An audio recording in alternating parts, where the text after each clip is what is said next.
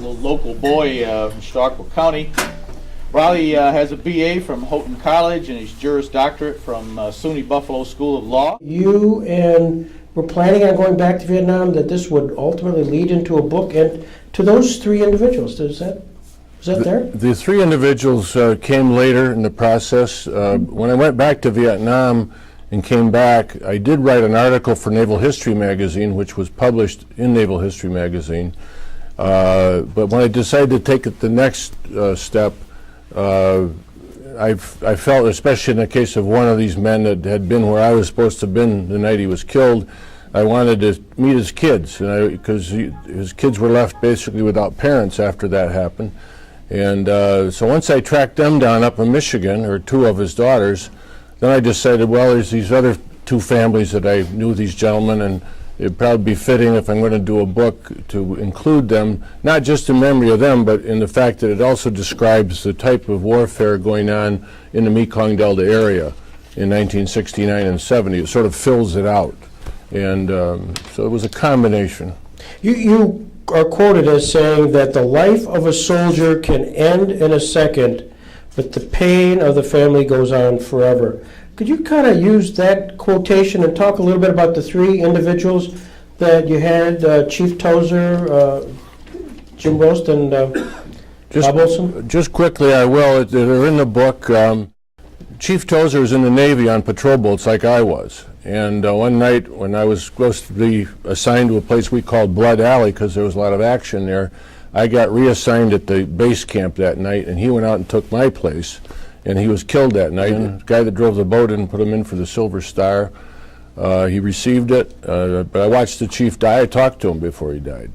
And I don't think I told him that night, but it sort of in my heart I said I better try to reach out to his family, because his wife had died just like 3 months earlier in a car accident in San Diego. And so the kids were raised as orphans, then by family members, and it's not a happy story, but you know, some of the stories of war are not happy. A lot of them aren't, and the legacy of what happens is important. In the case of Bob Olson, he was an Army guy I met on patrol. He was a wild guy in a way. He was but I wrote a chapter on him called Warrior, because that's what he was, and he was good at it. And he made my life safer because he was so good at it. And he left a young daughter that I did not meet, but I met his widow in Phoenix. And then I wanted to visit his gravesite, so she comes up to Iowa once a year, and at Memorial Day, and I met her in Iowa at his grave. And then Jim Rost, who was a little bit younger than I was and in the Navy, he was killed one night, was not married, but had a large family, Irish Catholic family from Long Island. And I went down and met with the three of his siblings there. The fourth I met by mail. He sent in some comments he wanted to make. So they all had family connections and different types of family connections. But you meet people, one of the things I say in the book is, and people have been in the military, there's some here tonight who were in Vietnam, you don't have to know anybody very long, especially if you're in a combat type situation, to become friends. You're dependent on each other. And so in the last guy, Jim Ross, that I mentioned, one of the things that was interesting about my friendship with him is that he was planning on going into the Catholic priesthood and ended up not going to engineering school. I was in a Methodist seminary. I came this close to becoming a minister in the Methodist Church. So when we would get together in the beer barge to talk about the war and politics and stuff, we'd end up a lot of times speaking about theology. You're not allowed to have beer or booze in the Navy. The British are more enlightened. They have spliced the main brace and they get the brandy out pretty regularly, but not in the U.S. Navy. Except you could keep it under lock and key, and then if you got to a place where you could play softball on the beach, they put the motor whaleboat off the ship, you go into the beach, bring a cold beer along and have a nice beach party. But what happened then up on the Cambodian border is that we had a huge barge that was air conditioned, it had officers' country, enlisted men's quarters, food, air conditioned. You could get a fresh uniform, it felt great, get a shower. And somebody came up with the idea that although it was illegal to have beer on the barge, the big barge, if somebody else tied up a barge next to the big barge, and the Navy did not own that barge, it was okay. So the men got together, put a few bucks together, somebody bought a barge, we brought it up, tied it up next to the YRBM 20, and every night at 6 o'clock they'd say beer call, and everybody would flow off the barge, the ship of the Navy onto this little thing that had a little hooch on it, we used to call it, had an air conditioner in it and a freezer full of beer, or a fridge full of beer. So we had a lot of great discussions there. It was a great time to get to know people, and there was a lot of intermixing of enlisted and officers in a situation like that as there was on patrol, so that was good. Two Trung Van, I trained him on these boats, and we became good friends. And before I left Vietnam, he'd taken me to have dinner with his parents in Saigon. In 1975, Jane can remember this, we got a phone call, we're getting ready to go to bed at night, and it was a Church World Service person. She said, I think this is for you. I picked up the phone. They were calling from Indiantown Gap, Pennsylvania. They said, we are a refugee center. Do you know a Tu Trung Van? I said, yes, I do. He said, he'd like to speak with you. We arrange a time tomorrow? Tu was with his family, had escaped that night. He went back to his base, and the Navy guys that were fighting in the Mekong Delta, the Vietnamese Navy people, did not realize the war was over. The Army people that were running the war, the South Vietnamese Army, hadn't told them anything.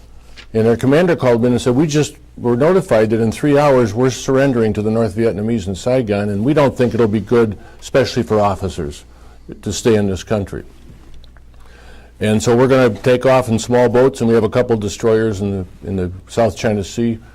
Tu got his family, went there, finally got to Indiantown Gap, Pennsylvania, and this town, here's to Jamestown, First Presbyterian Church sponsored he and his family. They came here. The General Hospital, which was still around then, he got a night watchman's job at the General Hospital.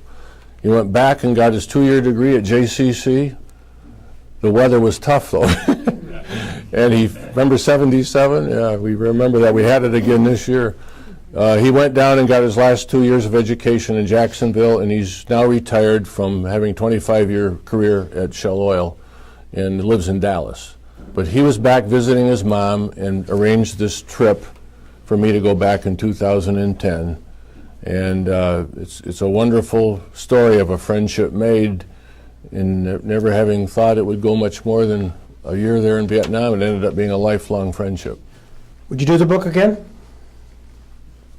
If I could do it in 2 years instead of 4, maybe. I don't know how to answer that. I guess I would do it again. The one thing I would just say that the families of these 3 guys that were killed that I write about have sent some wonderful testaments to appreciating the fact that this is recorded, what their next of kin were doing before they were killed in Vietnam, and the life that they had just before they were killed.